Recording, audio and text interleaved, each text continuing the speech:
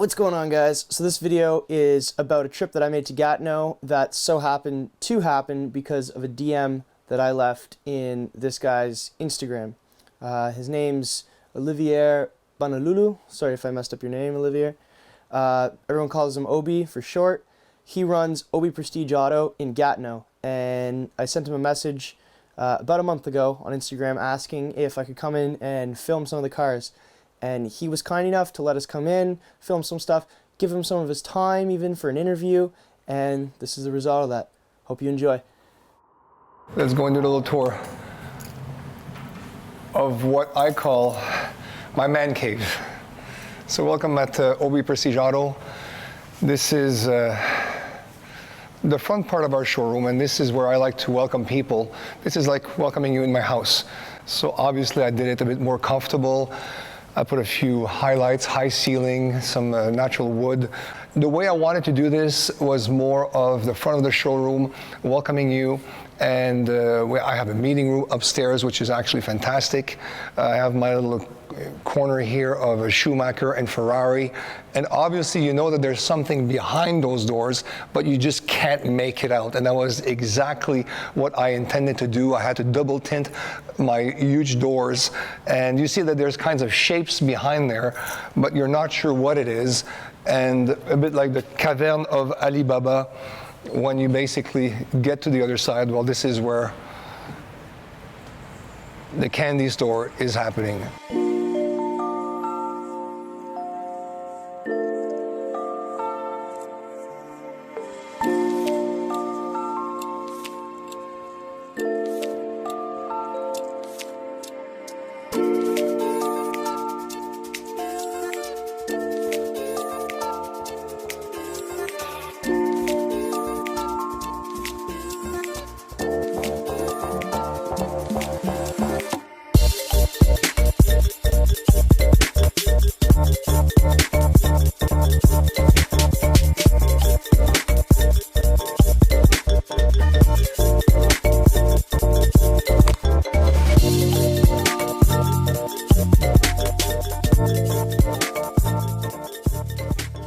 What I really wanted to do is to have a roof over the cars that I had. I had 3 hangars, and the idea was only to have a roof over my cars to be able to basically get one whenever I wanted it, and not to have to move a bunch of cars in order to take one out.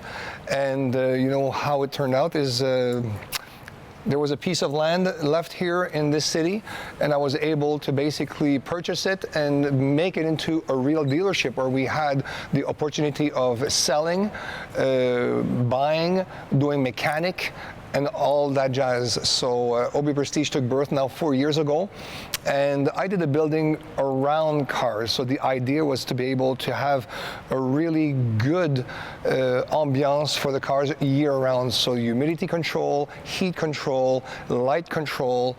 We have mega filters to make sure that we have limited dust, no rust, heated floors. I mean, this building is made to basically have cars that can stay here for 20 years and will stay like gems.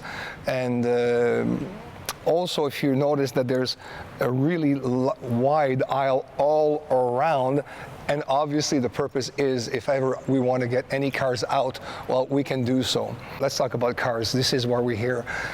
Obi Prestige Auto, we got about $50 million of inventory here. They're all my cars, and how it turned out initially, I was very emotional about cars, so I bought cars that I just liked. And I'll tell you one thing, business-wise, it's not smart, but I had lots of fun. So I had lots of tricked out cars and cars that I just thought it was really cool. But the mission today of Obi Prestige Auto is really more of an investment, just like I do in real estate, like I do in the stock market, in art and solid metals as gold and silver. This is a way to diversify my investment. So the trick is to basically buy cars that are basically very unique, special edition, limited production that will take value in time. I was able to be identified by a Ferrari after so many Ferraris that I bought as a collectioner, a VIP customer. So this was actually the TDF here. F12 was the first car that I was invited to get from Ferrari. When you get that status, it's absolutely fantastic because you get to have the good cars that are making money. The other side to it is that you cannot sell any. So in order to become a VIP, you need to have many cars in your possession. So it's not, and many people don't know that. Even if you have all the money in the world, if you want to buy, example, when it came out, La Ferrari, they will not give it to you. You need to basically be a collectioner, and in order to be known as a collectioner, identified, you need to have, not that you had in the past, that you have presently in your possession many, many Ferraris, as F40, as Scuderia, as cars that are basically known to be in a special collection. You know, when we talk about limited production, we're talking about 25 cars in the world, and out of the 25 cars, there's only 7 Agera RS that opted actually for the 1 megawatt engine. If you ask me, I don't understand why the 25 owners did not opt for that option, which is like the biggest engine, the one-to-one engine that was available, and that makes this car absolutely unique. And by the way, this is the most powerful or the fastest car in production in the world. So that's pretty cool when you're able to have one of those cars. And these are basically eye candies. They're super fun to drive because I actually drive all my cars. And you know what? They take value.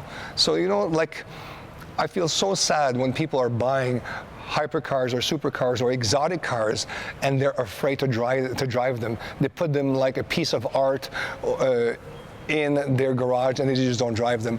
Cars are meant to be shared, cars are meant to be driven, and cars are absolutely magical. One thing that I actually really enjoy is spending time in a dealership and talking with people from all kinds of ages, kids to elderly.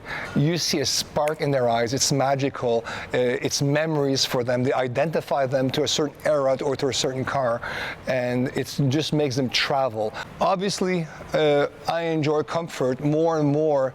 I enjoy comfort in the cars. You know, a race car is cool on a racetrack. A sports car is cool sometimes. For an everyday drive, you need something comfortable to be able to get in and out of the car, to do some banking and errands. And since the age of 30 years old, I always wanted to have a Rolls-Royce and a Bentley. And they used to say, "Oh, what is this? This is an old man car." Well, trust me, when I got semi-old, well, I got myself a couple of Bentleys and a couple of Rolls-Royce, and I can share with you that those are my favorite cars for everyday's usage. So it's absolutely fantastic. They're like driving on the cloud, and they are worth it. Absolutely. Pagani. Just by the way, this is my first Pagani right over here, the Wara, and you guys are here just a bit early because probably like in a month time, I'm gonna have the brother. I have the Roadster coming up that will be delivered shortly. So something very similar, different colors of course, and I kind of made it a bit more aggressive. People often ask me what is my favorite car. Well, I must say that the Pagani overall has everything in what I believe a hypercar is. It's sexy, there's performance, but the sound, the senses of the entire body gets excited in that car. It's an ultimate experience from the moment that you actually look at it, that you get in, that you smell the quality of the the leather, and most importantly, the sound of the turbos are just like you would not even believe. I was with Orazio Pagani in Italy, and I was telling him, he says, "See, your car is just crazy. It's like driving a space shuttle." Says, "That's exactly what I wanted to reproduce." So, I mean, it's an experience every single time you get in the car, you just get goosebumps. You know, it's like just having a beautiful wife. Every time you see her, you just get goosebumps. And often I compare beautiful women in cars. When you see a beautiful woman, you cannot just resist to look at her. So you look at her and you say, "Oh my God." Well, when a car does the same thing to you, boy, oh boy. These are the two things in the world that makes it for me. Yeah, well, you know what? My top 5 favorites, you know, I would say I'm a big fan of Mercedes. For me, Mercedes is the best punch for your buck. They have a sound like no other, especially the AMG.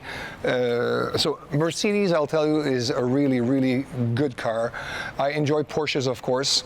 I'll tell you, in the hypercars, Pagani for me is definitely the ultimate.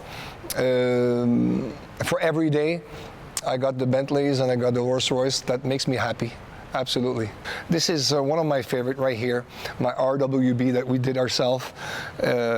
Just wonderful. You know, this is how I started it. I got a couple of cars, decided to modify them because I love to be unique in what I do, how I wear and what I drive, and of course my woman as well.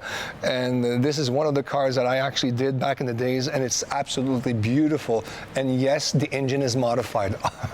This is Alice, and my Pagani is Samuel for my son.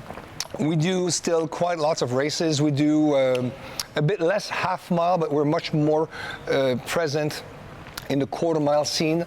Quarter mile, we decided to basically opt for the GTR with AMS. Those guys are the king of the GTRs and performance.